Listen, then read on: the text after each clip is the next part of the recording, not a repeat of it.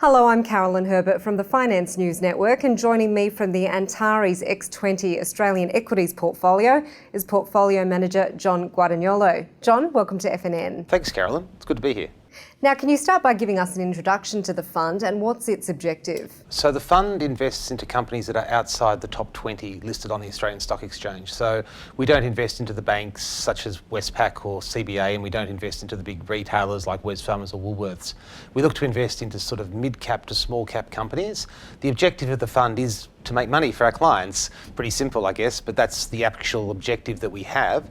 The secondary objective is to outperform our benchmark, and our benchmark is an index that takes out the top 20 companies, and our objective is to beat that index on a rolling 5-year basis by 5% per annum. And can you tell us a bit more about the investment approach? So we come at it from more of an absolute return basis.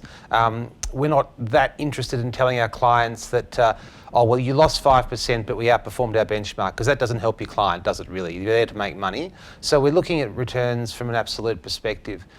We're also a little bit different because whilst we do have an equity benchmark, we prefer to think of the world in the way that you might invest your own money. So when you're investing your own money into stocks and shares, sometimes directly, you don't necessarily care too much what the benchmark weighting is according to the S&P 200.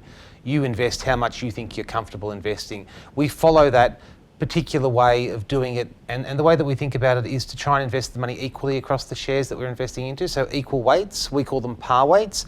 We then adjust them a little bit because not every stock is equal. There might be more return available from a particular stock over another, so we'd like to have more exposure in that area than to some of the others.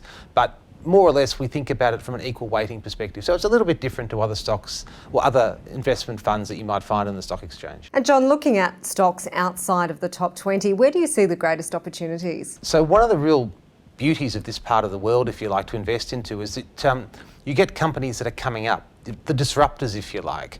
And a great example that we like to talk about is Fairfax. So if you go back, say, 8 or 9 years ago, Fairfax had around $1 billion more revenue than they do today.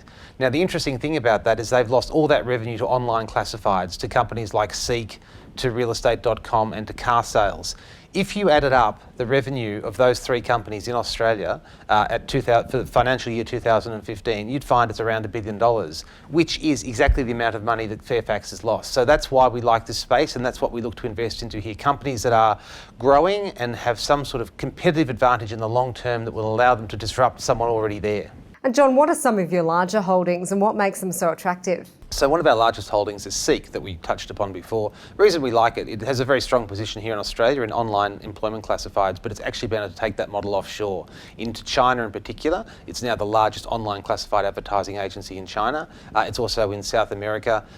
We think there's a lot of optionality in that business to add the value that it does here in Australia. We also have a very large holding in Henderson Global Investors, and that one we've been building up because we see European markets that they have a large exposure to being very cheap compared to other global equity markets. So it's a bit of a play on that. And in your view, what role do you think technology is going to play, and where do you see the greatest sources of disruption? It's always very difficult to answer that question at this situation, but you'll see with our position in Seek, we like disruptors. Seek was a disruptor, it disrupted Fairfax. Technology can often be overestimated in the short term, underestimated in the long term. We don't own any exposure, for instance, to electricity networks.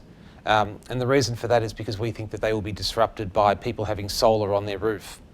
Over time, they'll have better battery storage capability in-house, and the need for those networks will diminish, and so therefore it's hard to work out what the long-term value of those networks are. That's an example of how we think about technology and its disruptive effect. And finally, John, we've seen a bit of a recovery in the markets compared to the dismal start we had this year. What's your outlook for the next 6 months? I think that markets have been struggling with the direction of interest rates in the United States and therefore the impact of that on the US dollar. So with the Federal Reserve being more relaxed in its outlook about raising interest rates, the US dollar has weakened appreciably. That's taken pressure off emerging markets, and we've seen a relief rally.